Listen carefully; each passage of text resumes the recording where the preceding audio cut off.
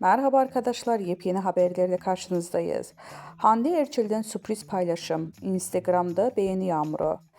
İş insanı sevgilisi Hakan Sabancı ile ayrıldığı magazin gündeminden düşmeyen oyuncu Hande Erçel'in yeni Instagram paylaşımı kısa sürede çok sayıda yorum ve beğeni geldi. Ayrılık sonrası ilk defa İstanbul Havalimanı'nda görüntülenen Erçel, muhabirlerin sorularına karşılık "Bu konuda konuşmayacağım, teşekkür ederim, konuşmak istemiyorum, bir daha söylüyorum, konuşmayacağım" yanıtını vermişti. Sosyal medya paylaşımlarıyla adından söz ettiren Hande Erçel, davetli olarak katıldığı Milano Moda Haftası basının ilgi odağı olmuştu.